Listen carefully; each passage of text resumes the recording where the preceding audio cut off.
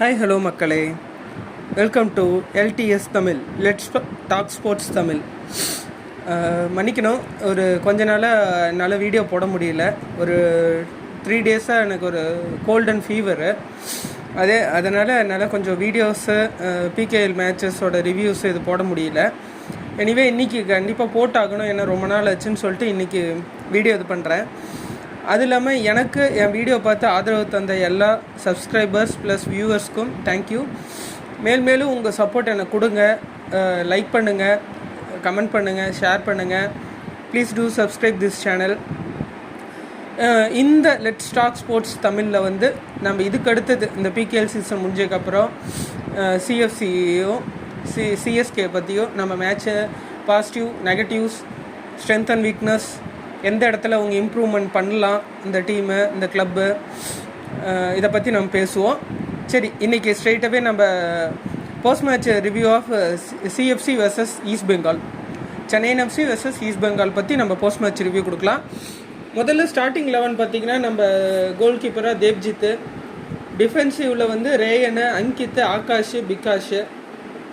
இந்த இதில் என்னென்னா ஒரு டிஃப்ரெண்ட் ஸ்ட்ராட்டஜி யூஸ் பண்ணியிருந்தார். லசரை தூக்கி டிஎம்எஃப்ஐ போட்டிருந்தார். அது எதுக்கு மாற்றுறாருன்னு தெரில. இன்னும் ஒரு ஸ்டார்டிங் 11 பர்ஃபெக்ட் 11 இன்னும் ஒரு 15 மேட்ச் முடிஞ்சதுக்கப்புறம், 14-15 மேட்ச் முடிஞ்சதுக்கப்புறம் கூட அவரால் ஃபைன் பண்ண முடியல. அதுக்கடுத்து பார்த்திங்கன்னா கார்னர் ஷீல்டு, ராஃபா இந்த டைம் சப்ஸ்டியூட்டில் உட்கார வச்சுருந்தார். முரே, வின்சி, ஃபாரூக்கு, ரஹீம் அலி இவங்கெல்லாம் ஸ்டார்ட் பண்ணாங்க. சப்ஸ்டியூட்டில் நம்ம இர்ஃபானு, பட்டாச்சோ, ராஃபா, சாத்தக்கு, நின்தோய் இவங்கெல்லாம் சப்ஸ்டியூட்டாக உள்ளே வந்தாங்க மேட்ச்க்குள்ளே. சரி, ஃபார்மேஷன் பார்த்திங்கன்னா இது 4-1-4-1 இல்லை 5-3-2 இல்லை என்ன ஃபார்மேஷனே தெரிய மாட்டேங்குது. ஏன்னா ஸ்டார்ட் பண்ணும்போது ஒரு மாதிரி இருக்குது, முடிக்கும் போது ஒரு மாதிரி இருக்குது. சரி, இந்த இதில் என்ன பார்க்கலான்னா, அவன் கோயில் வந்து இன்னும் ஒரு பர்ஃபெக்ட் 11 இன்னும் ஃபைன் பண்ணலையோன்னு நினைக்கிறேன். ஏன்னா சோஃபார் நம்ம 14 மேட்சஸ், இந்த ஈஸ்ட் பெங்காலோட 15 மேட்சஸ் நம்ம கம்ப்ளீட் பண்ணிட்டோம். இன்னும் பிளேயரை வச்சு டெஸ்டிங் தான் பண்ணிகிட்டு இருக்கிறாரு தவிர்த்து இன்னும் வந்து பர்ஃபெக்ட் 11 பிக் பண்ணல. ஏன்னா இதில் விளையாண்ட பிளேயர்ஸ் தான் தாமஸ் டீயும் இருந்தது. இந்த பிளேயர்ஸ் இதில் ஒரு 2 பிளேயர்ஸ் வந்து வேறு டீமுக்கு போயிட்டாங்க. தாப்பா, எட்வின் இவங்கெல்லாம் போயிட்டாங்க. பட் இந்த பிளேயர்ஸில் மீதி ரிமைனிங் இருந்த பிளேயர்ஸ் வச்சு தான் தாமஸும் விளையாண்டார். அந்த கேமில் ஒரு வின்னிங் ஸ்பிரிட் இருந்தது. அதில் நம்ம நிறைய கோல் ஸ்கோர் பண்ணோம், கோலும் கன்சிடர் பண்ணோம். பட் ஒரு ஃபைட், ஒரு டைஹார்ட் ஃபைட் இருந்தது. ஒரு பார்க்கறதுக்கு ஒரு அட்ராக்டிவாக இருந்தது. ஆனால் கம்பேரிட்டிவ்லி ஒரு 2-3 மேட்சஸ், லாஸ்ட் 2-3 மேட்சஸ் பார்த்திங்கன்னா ஒரு வின்னிங் இன்டென்ட்டே இல்லாமல் விளையாடுறாங்க. ஃபர்ஸ்ட் ஹாஃபில் நம்ம அவங்கள அடிக்க விடாமல் விளையாட வச்சுட்டு செகண்ட் ஹாஃபில் என்டையர்லி 2 கோல் 3 கோல் 1 கோலில் கொடுத்துட்றோம். மேட்ச் அவங்க கையில் கொடுத்துட்றோம். அது என்னன்னு தான் தெரில. சரி, இப்போ நிறைய பேர் சொல்கிறீங்க சேக் பண்ணுங்கள், அவன் கோயிலில் சேக் பண்ணுங்கள். இப்போ சேக் பண்ணியும் அடுத்த இது ஃபார்ச்சூன் திரும்பாது. ஏன்னா ஒரு கோச்சை வந்து இந்த சீசன் அவர்கிட்ட பொறுப்பு கொடுத்துருக்குறாங்க மேனேஜ்மெண்ட்டு, நீங்கள் வின் பண்ணுவீங்க. ஆனால் அவர் பண்ண சைனிங்கில் பார்த்தீங்கன்னா முரே, கார்னர் ஷீல்டு, பட்டாச்சோ, ராஃபா, லாசர், ரெயின். இதில் பார்த்தீங்கன்னா ராஃபா வந்து ஒரு ஃபிட்னஸ் இஷ்யூவில் லேக் ஆவார். ஏன்னா லாஸ்ட் சீசன், அதுக்கு முன்னாடி சீசன்லாம் பார்த்தீங்கன்னா அந்த ஃபிட்னஸ் இஷ்யூவில் தான் லேக் ஆனார். ஒவ்வொரு கோச் கீழே அவரால் விளையாட முடியல. ஆனால் இந்த சீசன் ஆரம்பத்தில் இருந்த ராஃபா இப்போ வந்து ஒரு ஸ்பேஸ் கிடைக்கலையோ, சான்ஸ் க்ரியேட் பண்ணுறதுக்கு ஸ்பேஸ் கிடைக்கலையோ. ஏன்னா ஆப்பனண்ட்டை நல்லாவே தெரியும், ராஃபாவை மார்க் பண்ணால் போதும் சிஎஃப்சி வந்து ஈஸியாக தோக்கடிச்சிடலான்ட்டு. ஆனால் மனுஷன் பார்த்திங்கன்னா கார்னர் ஷீல்டும் சரி, பட்டாச்சாவும் சரி, ரெயின் எட்வர்ட்ஸும் சரி, இவங்க 3 பேருக்கு சான்ஸ் கிடைக்கும்போது அப் அண்ட் டவுன் 90 மினிட்ஸ் விளையாடுறாங்க. நல்லாவே அவங்களோட ஃபுல் எஃபர்ட் கொடுக்குறாங்க. ஆனால் கார்னர் ஷீல்டும் ரயனையும் யூஸ் பண்ணுற மாதிரி பட்டாச்சோ யூஸ் பண்ண மாட்டேங்கிறாரு. அவர் பெஞ்ச்லேயே குறைச்சி கடைசி 80th மினிட்டு இல்லை 60th மினிட்டு கொடுக்குறாரு. இது வந்து நல்ல ஒரு பாசிட்டிவ் இன்டென்ட் கொடுக்காது டீமுக்கு. அதே மாதிரி ஜிதேஸ்வர் நல்லா விளையாண்டாருன்னா அவரை அடுத்த மேட்ச் ரெஸ்ட் பண்ணிட்டு அவருக்கு பதிலாக வேற யாரோ மாத்துறாரு. ஃபார்மேஷன்லேயே ஏகப்பட்ட குளறுபடி இருக்குது. அது மட்டும் இல்லை, என்ன ஒரு பிளேயிங் ஸ்டைலை வந்து முரே கிட்ட பார்த்து அட்மையர் ஆகி சென்னை எஃப்சி கூப்பிட்டு வந்தாருன்னு எனக்கு தெரியல. ஏன்னா ஜேஎஃப்சியில் விளையாண்ட முறை வந்து சூப்பர் சப்பாக உள்ளே வருவார், 1 கோல் 2 கோல் ஸ்கோர் பண்ணுவார். ஆனால் இந்த இதில் வந்து அவர் வந்து இன்ச் பாஸ் ஒரு ஜஸ்ட் அந்த ஃபைனல் தேர்டில் ஒரு கிராஸ் கொடுத்து அந்த எனக்கு தெரிஞ்சு 1 or 2 கோல்ஸ் மட்டும்தான் அவர் அடிச்சிருக்கிறார் இந்த சீசன்லேயே. ஆனால் கிடைச்ச சான்சஸ்லாம் பாக்கெட் டு ராக்கெட்டு, காலில் கிடச்சினா தூக்கி வெளியடி. இன்னும் குறிப்பாக சொல்ல போனால் நம்ம Indian centre forward the great king Rahim Ali என்னதான் பண்ணுறாருன்னே தெரில.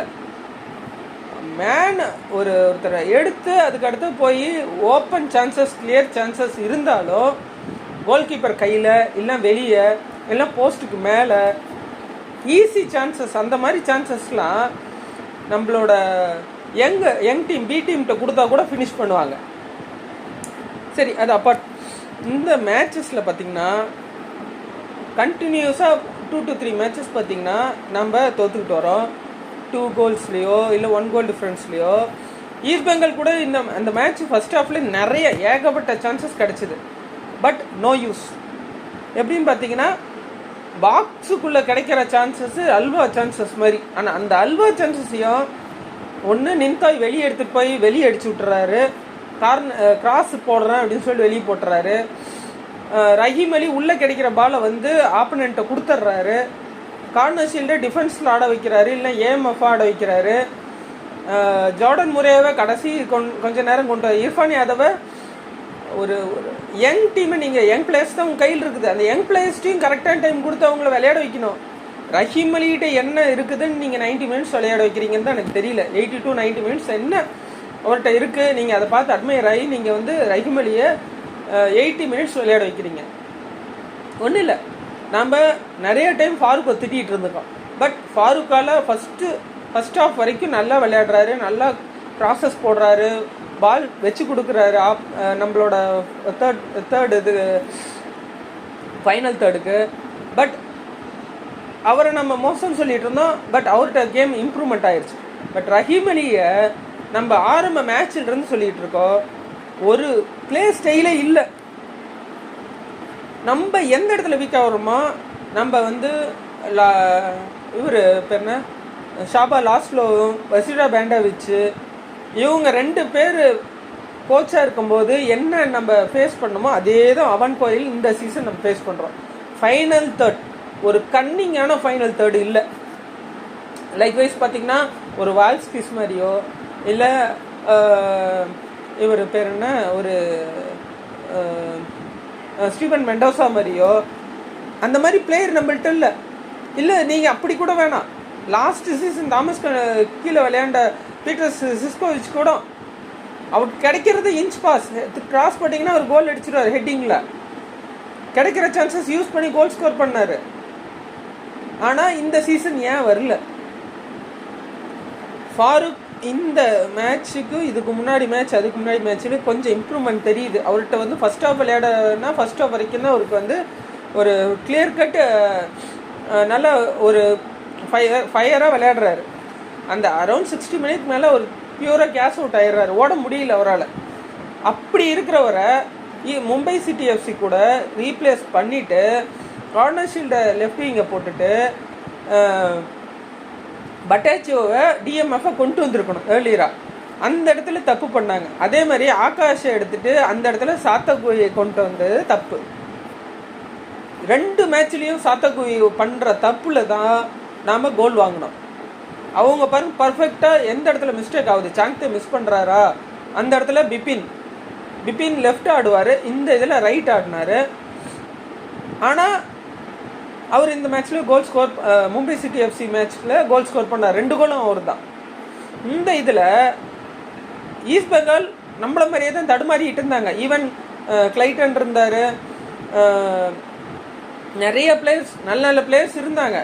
ஆனால் அவங்களால அந்த டைமில் ஸ்கோர் பண்ண முடியல. ஆனால் நாம் ஒரு ஓப்பன் ஸ்பேஸ் கொடுத்ததில் கரெக்டாக யூஸ் பண்ணிட்டார் நந்தா. நம்ம தமிழ்நாடு பிளேயர் நந்தா கரெக்டாக யூஸ் பண்ணிக்கிட்டாரு. அதனால் அந்த மேட்ச் நம்ம தோற்றோம். அதே மாதிரி பார்த்திங்கன்னா ரஹீம் அலி ஒரு சென்டர் ஃபார்வர்டாக விளையாடுறாருன்னா need to improve his skill. அந்த ஸ்கில்லை இம்ப்ரூவ் பண்ணி தான் ஆகணும். அதே மாதிரி அங்கித்தை நீங்கள் ரைட் ஆடுவீங்க, லெஃப்ட் ஆகிடுவீங்க, இல்லை ரைட் விங்கராக கூட நீங்கள் யூஸ் பண்ணுங்கள். அந்த பையன் வந்து பார்த்தீங்கன்னா ஃபவுல்ஸ் அன்னெசரிலி ஃபவுல்ஸ் வாங்குறாரு. இதுக்கு முன்னாடி மேட்ச்சில் யார் இவர் ஒரு ஃபவுலு கோலியை வந்து கேரளா பிளாஸ்டர்ஸ் கூட கோலியை வந்து கோல் கீப்பர் கையில் பால் இருக்கும், இவர் போய் இடித்து தள்ளிட்டு போவார், அதனால் ரெட் கார்டு கிடைக்கும். அதெல்லாம் தேவையில்லாத ஃபவுலு. அதே மாதிரி இந்த மேட்ச்லேயும் தேவையில்லாத அட்டாக் ப்ளே பண்ணி ரெட் கார்டு எல்லோ கார்டு வாங்குறாரு. அதை இது பண்ணும், அட்ரஸ் பண்ணும். அதே மாதிரி பிளேயர்ஸ் 70 மினிட் மேலே ஏதோ கடமைக்குன்னு விளையாடுற மாதிரி விளையாடுறாங்க. அதை வந்து அட்ரஸ் பண்ணி நெக்ஸ்ட்டு ஒரு 4 to 5 மேட்சஸ் தான் இருக்குன்னு நினைக்கிறேன், அடுத்த மேட்ச் ஒடிசா கூட. ஆனால் அந்த மேட்ச்லேயாவது ஒரு பியூர் இன்டென்ட் இல்லை, எங்கள் பசங்களாலையும் முடியும், ஜெயிக்க முடியும், ஒரு பிக் டீமை நம்ம டஃப் கொடுத்தோம். பாருங்கள், கேரளா பிளாஸ்டர்ஸ் 2 கோல் டிஃப்ரென்ஸில் ஃபஸ்ட் ஹாஃப்லேயே பின்தங்கி இருந்தாங்க. ஆனால் முடிக்கும்போது 4 கோல்ஸ் அடித்து 2 கோல் டிஃப்ரென்ஸில் ஜெயித்தாங்க.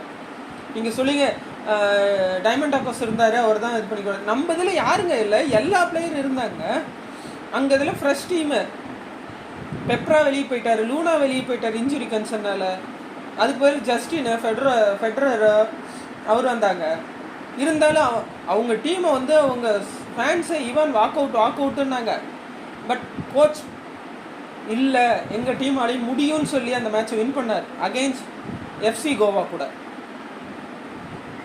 நம்மளாலையும் முடியும், சிஎஃப்சியாலையும் முடியும்.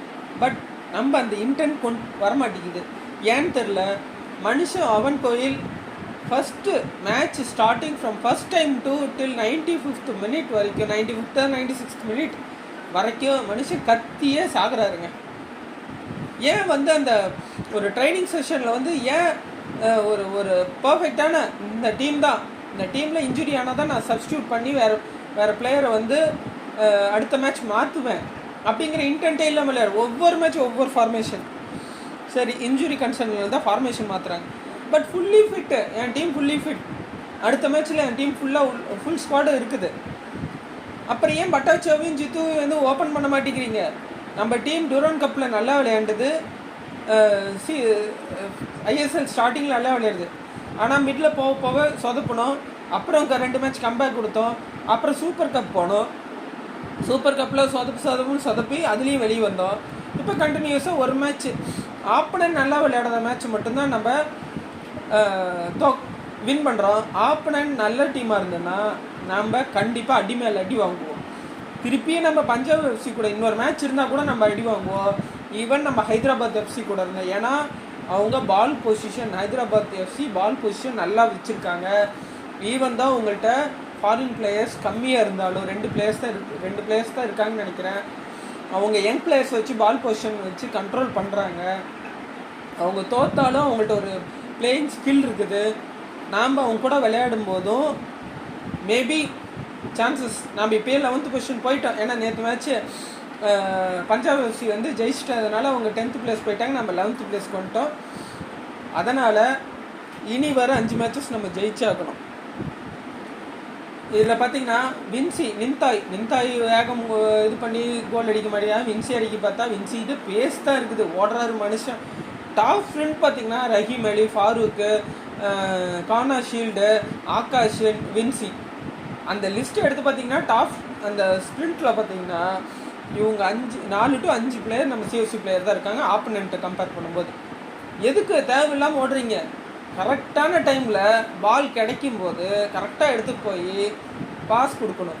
அதேமாதிரி அந்த ஈஸ்ட் பெங்கால் கூட பாக்ஸ்குள்ளே கிடைக்கிது ஒரு பால், பாக்ஸ் கிட்ட ரஹீம் அலி எடுக்கிறாரு. அந்த ஷாட் அப்பயே ஃபினிஷ் பண்ணியிருந்தாருன்னா கோல் கிடச்சிருக்கோம்.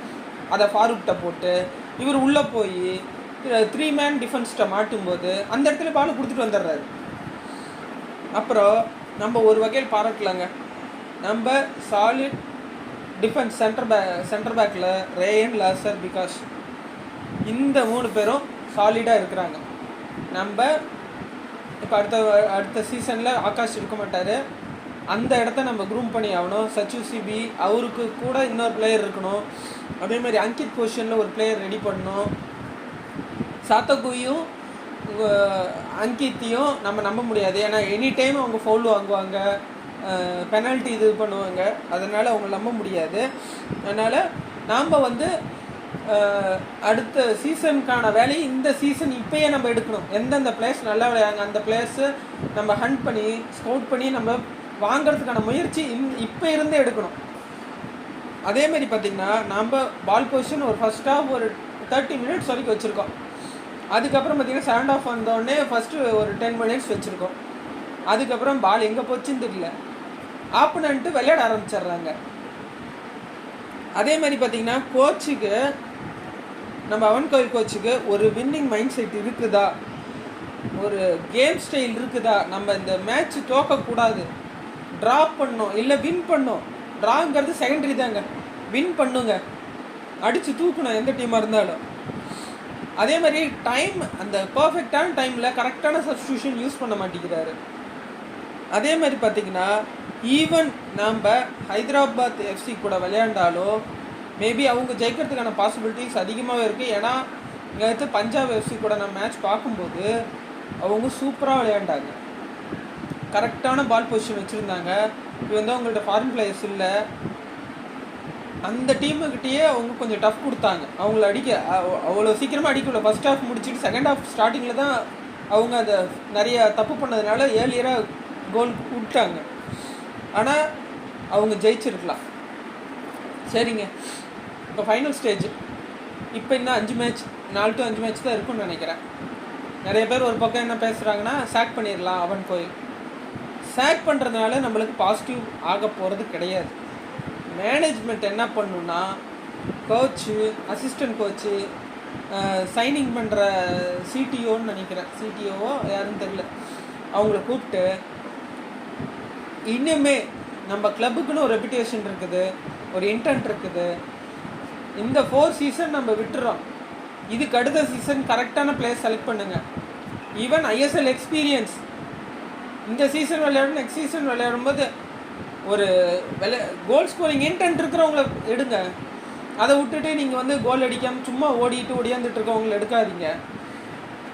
நல்ல பிளேயர்ஸ் சைன் பண்ணுங்கள், கொஞ்சம் காசை ஸ்பெண்ட் பண்ணுங்கள். சும்மா ஒவ்வொரு சீசனும் நான் டீம் வச்சுருக்கேன், டீம் கொண்டு வரேன் அப்படின்னு விளையாடாதீங்க. பிளேயர்ஸை கரெக்டாக வாட்ச் அவுட் பண்ணி எடுங்க, ஏர்லியராக எடுங்க. ஒரு ப்ரீ சீசன் போங்க, ப்ரீ சீசன் போனால் தான் அந்த பிளேயர்ஸ்ட்டு எந்த பிளேயர்ஸ் நம்மளுக்கு செட் ஆவாங்கன்னு. அதே மாதிரி ஒவ்வொரு ட்ரான்ஸ்ஃபர் விண்டோவையும் யூஸ் பண்ணுங்கள் கரெக்டாக. வின்டர் ட்ரான்ஸ்ஃபர் விண்டோவில் நார்த் ஈஸ்ட்டு இன்னும் நிறையா கிளப்ஸ் யூஸ் பண்ண மாதிரி சென்னை எஃப்சி யூஸ் பண்ணல. அந்த டைமில் முறைவோ இல்லை வேறு பிளேயரை வெளியே விட்டுட்டு மியூச்சுவலாக வெளியே கொடுத்துட்டு நல்ல பிளேயர்ஸை சைன் பண்ணியிருக்கலாம். பட் கோச் அவன் கோயில் அதை பண்ணலை. நிறையா பிளேயர்ஸ் மேலே நம்பிக்கை வச்சு இந்த சீசன் நம்ம விட்டோம். அதனால் இனி வர மேட்சஸ் ஜெயிக்கிறதுக்கான இன்டென்ட் கொடுத்து விளையாடுங்க, தோக்காதீங்க. அதே மாதிரி பார்த்திங்கன்னா சிஎஃப்சி 2 டைம்ஸ் சாம்பியனுங்கிற கிளப்புக்கு பேர் கொண்டு வாங்க. எனிவே இதோட நான் முடிச்சுக்கிறேன். Thank you guys.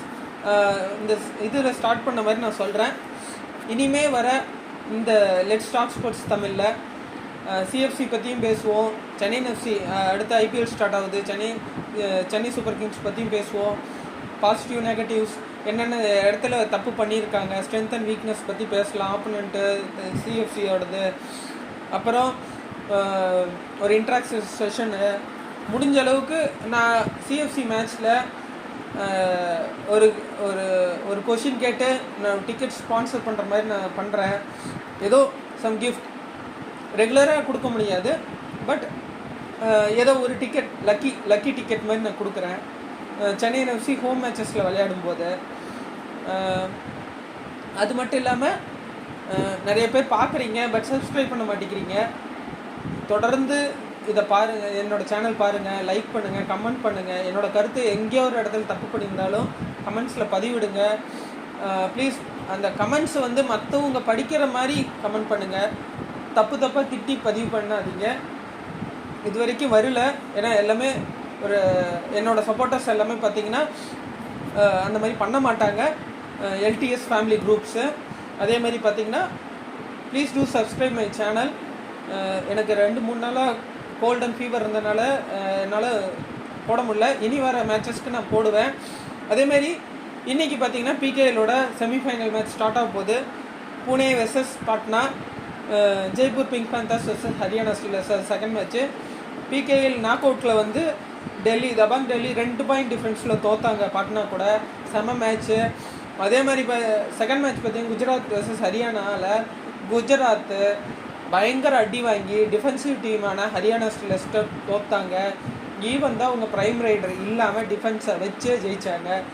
அதனால் இன்றைக்கி செமிஃபைனல் யார் ஃபைனலுக்கு போகிறாங்கங்கிறத பார்க்கலாம். Thank you guys. இனிமேல் பெரிய வீடியோவாக இருந்தால் நான் சிஎஃப்சி பற்றி போடுறேன். ஏன்னா தமிழ் தலைவாஸ் வந்து வாக் அவுட் பண்ணிட்டாங்க. ஏன்னா நம்ம இந்த சீசனில் வந்து நிறைய பாசிட்டிவ்ஸ் எடுத்துகிட்டு போயிருக்காங்க. நிறைய இடத்துல நெகட்டிவ்ஸ் ஆகிருக்குது. அதனால் நெக்ஸ்ட் சீசன் நம்ம ஒரு மெயின் ரைடர் இந்த மாதிரி இதை அனலைஸ் பண்ணி நம்ம கோர் நல்லா இருக்குது, அதில் தேவையில்லாத பிளேயர்ஸை விட்டுட்டு நல்ல பிளேயர்ஸாக மறுபடியும் சைன் பண்ணணும். யங் பிளேயர்ஸாக இருக்கிறாங்க. அதே மாதிரி கோச்சும் வந்து கரெக்டாக அவங்க வழி நடத்தணும். கடைசி கட்டத்தில் போய் ஜெயிக்கிறதுனால ஒரு யூஸும் கிடையாது. இனிஷியலாக நம்ம ஜெயிக்கணும். ட்ராங்கிறது வந்து செகண்டரி தான். நான் வந்து ட்ராவை என்கரேஜ் பண்ண மாட்டேன், வின்னை தான் என்கரேஜ் பண்ணுவேன். லூசிங் அப்பார்ட் யாரும் வந்து ஜெயிச்சுக்கிட்டே இருக்க முடியாது. ஏதோ ஒரு சந்தர்ப்ப சூழ்நிலையில் தோற்றுருவாங்க. பட் அந்த வின்னிங் ஜெயிக்கிறதுக்கான இன்டென்ட்டாவது கொடுக்கணும். வந்தான்ப்பா, விளையாண்டான்ப்பா, பார்க்குறதுக்கு அருமையாக இருந்ததுப்பா அப்படி சொல்லணும். Anyway guys, thank you for your supports. நான் உங்கள் மணிராஜ். இது நம்ம channel let's talk sports. Please do subscribe to this channel. And நான் CFC match Chennai super kings match நம்ம ஹோம் கிரவுண்டில் எடுக்கும்போது ஒரு லக்கி போட்டி கண்டக்ட் பண்ணுறேன். அதுக்கு ஆன்சர் பண்ணுறவங்களுக்கு நான் உங்களுக்கு இது சென்ட் பண்ணுறேன். என்னோடய ட்விட்டர் எக்ஸ் ஃபாலோ பண்ணுங்கள். அதில் உங்களுக்கு அந்த கொஷின்ஸை நான் சென்ட் பண்ணுறேன். மணிராஜ் குமரவேல் இல்லைனா லெட்ஸ் டாக் ஸ்போர்ட்ஸ் அதில் கொஷினை பதிவிடுறேன். என் ட்விட்டர் எக்ஸ் ஹேண்டில் யூஸ் பண்ணுங்கள். அதில் வந்து நான் கொஷின்ஸ் இது பண்ணுறேன். ஃபஸ்ட்டு யார் கரெக்டாக ஆன்சர் பண்ணுறாங்களோ அவங்க கரெக்டாக ஆன்சர் பண்ணுறவங்க சென்னையின் சூப்பர் கிங்ஸு அந்த மேட்ச்சு ஹோம் மேட்ச்சில் ஒரு டிக்கெட்டு ஃப்ரீயாக உங்களுக்கு சென்ட் பண்ணுறேன். கரெக்டாக ஆன்சர் பண்ணுறவங்க ஃபஸ்ட்டு யார் கரெக்டாக ஆன்சர் பண்ணுறாங்க ட்விட்டர் எக்ஸ் பேஜில் ஃபாலோ பண்ணுங்கள். அந்த இது பார்த்திங்கன்னா லெட்ஸ் டாக் ஸ்போர்ட்ஸ் அது இல்லைன்னா மணிராஜ் குமரேலுங்கிற இதில் ஃபாலோ பண்ணுங்கள். உங்களுக்கு கரெக்டாக ஆன்சர் பண்ணுறவங்களுக்கு நான் டிக்கெட் சென்ட் பண்ணுறேன். Thank you guys. தேங்க்யூ ஃபார் வாட்சிங் my videos. Please do subscribe and thank you guys.